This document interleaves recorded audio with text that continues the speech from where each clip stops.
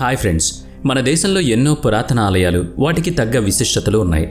అయితే జ్యోతిర్లింగ రూపంలో శివుడే ప్రత్యక్షంగా ఉన్న ఆలయం గురించి విన్నారా? గోపురం పైన పంచశూలాలు ఉంచిన ఆలయం గురించి తెలుసా? ఇక్కడ ప్రార్థన చేసి ఏది కోరుకున్నా అది వెంటనే జరుగుతుందంటారు. ఎవరికి వాళ్ళు తమకు తగ్గ కథ చెప్పుకునే ఈ మందిరం ఆంతర్యం ఏంటి? అసలు జ్యోతిర్లింగం పాతాళంలో ఉండడం ఏంటి? గోపురం పైనున్న పంచశూలాల ఆంతర్యం ఏమిటి? స్వయంగా రావణుడు స్థాపించబడిన ఆలయంగా ఈ ఆలయాన్ని నమ్ముతారు. ఆ త్రికూట పర్వతం చూసి పరవశించిపోతారు.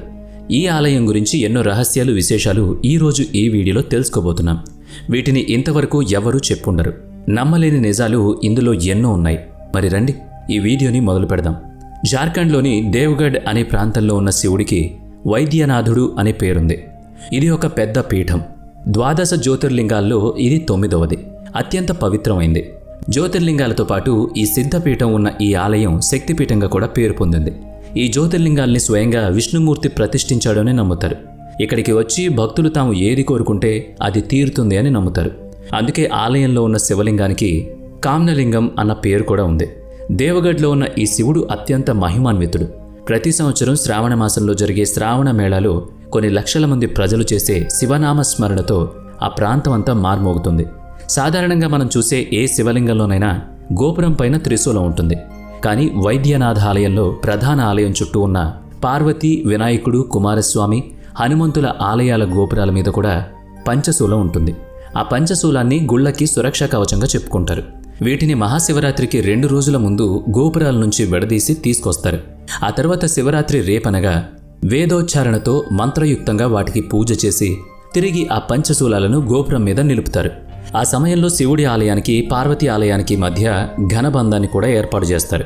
ఇక్కడ మరో ముఖ్య విశేషం, పార్వతీదేవి ఆలయం ప్రధాన వైద్యనాథ జ్యోతిర్లింగ ఆలయంతో ఎర్రటి దారాలతో బంధించబడి ఉంటుంది. దీనర్థం శివ ఇంకా శక్తి మాట సమైక్యతను, అర్ధనారీశ్వరత్వాన్ని సూచించింది. త్రేతాయుగంలో రావణాసురుడు తన లంకా నగరానికి కూడా ద్వారం మీద ఇలా పంచశూలాలను రక్షగా ఉంచాడని చెప్తారు. వాటిని ఛేదిస్తేనే లంకా నగరంలోకి ప్రవేశం దొరుకుతుంది. ఈ సంగతి తెలుసుకున్న శ్రీరాముడు అది తన వల్ల కాదని తెలుసుకున్నాడు. ఆ తర్వాత రావణాసురుడు తమ్ముడైన విభీషణుడితో కలిసి ఆ పంచశూలాలను ఛేదించి లంక నగరంలోకి ప్రవేశించాడు. రావణుడి మీద దండెత్తాడు.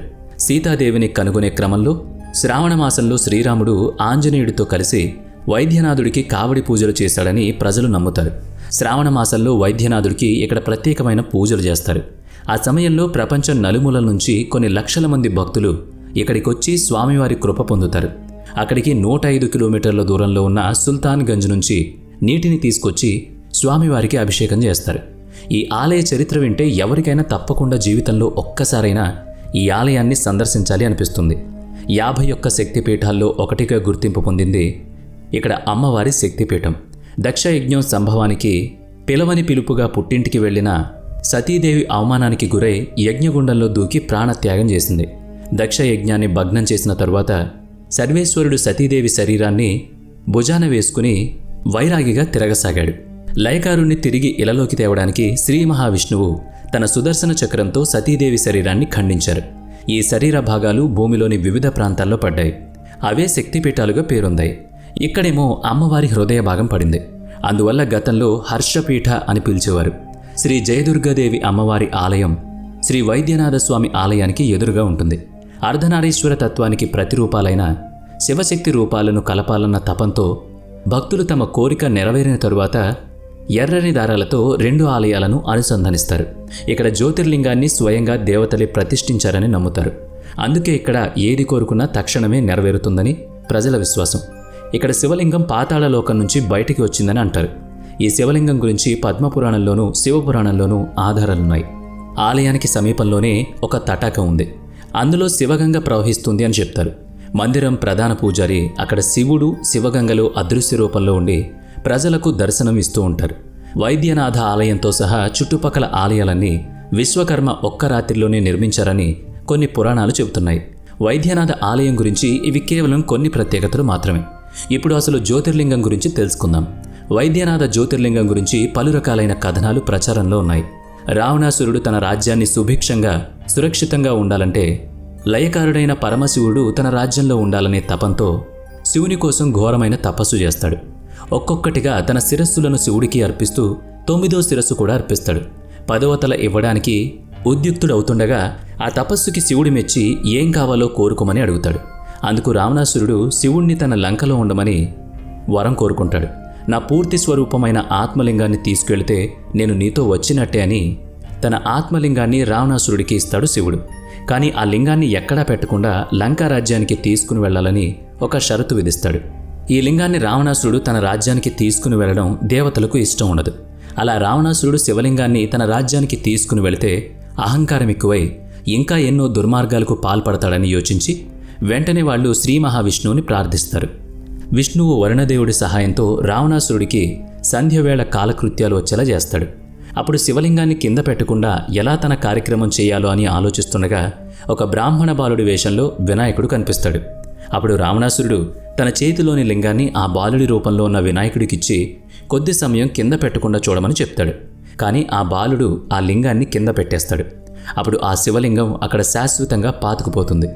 రావణాసురుడు కాలకృత్యాలు తీర్చుకుని వచ్చి చూసి దుఃఖిస్తూ ఆ లింగాన్ని పెకలించడానికి ప్రయత్నిస్తాడు. కానీ అది వెలికి రాదు. శివుడిని లింగం రూపంలో తన రాజ్యంలో స్థాపించుకోవాలనే తన స్వార్థపూరితమైన ఆలోచనకు తానే సిగ్గుపడి తిరిగి లంకా రాజ్యానికి వెళ్ళిపోతాడు. కానీ ప్రతిరోజు వచ్చి ఈ దేవగర్లోని లింగాన్ని పూజించి వెళ్తూ ఉండేవాడని పురాణాలు చెప్తున్నాయి. దేవతల ప్రోద్బలంతో శివుడు ఈ ప్రాంతంలో నిలిచిపోయాడని ఈ ప్రదేశానికి దేవ్గర్ అని పేరొచ్చింది. భూమిపై పెట్టిన లింగం కొంచెం పైకి ఉన్నట్టుగా అనిపిస్తుంది. అందుకే పాతాళ లోకంలో ఉన్న శివలింగంగా ఇక్కడ శివలింగానికి పేరుంది. భవిష్య పురాణంలో ఈ జ్యోతిర్లింగం గురించి విపులంగా చెప్పడం జరిగింది.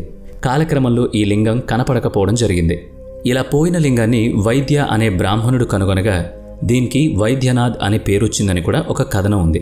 ఈ ఆలయ ప్రాంగణంలో మొత్తం 22 దేవాలయాలున్నాయి. 72 అడుగుల ఎత్తులో కమలాకారంలో ప్రధాన ఆలయం ఉంటుంది. అలాగే ఇక్కడ 52 కిలోమీటర్ల దూరంలో ఉన్న వాసుకీనాథుడి ఆలయం కూడా తప్పకుండా చూసి తీరాల్సిన ఆలయం. ఈ ఆలయం చూడకపోతే వైద్యనాథ జ్యోతిర్లింగ దర్శనం పూర్తి కాదు అంటారు. ఈ ఆలయాన్ని సందర్శించడం పూర్వజన్మ సుకృతం అని కూడా నమ్ముతుంటారు. మరి ఈ వీడియో మీకు ఎలా అనిపించింది? వీడియో నచ్చితే లైక్ చేయండి, షేర్ చేయండి. ఇప్పటి వరకు మన ఛానల్ని సబ్స్క్రైబ్ చేసుకున్నట్లయితే ఇప్పుడే సబ్స్క్రైబ్ చేసుకుని పక్కనే ఉన్న బెల్ ఐకాన్పై క్లిక్ చేయండి. నెక్స్ట్ వీడియోలో మళ్ళీ కలుద్దాం. Thanks for watching.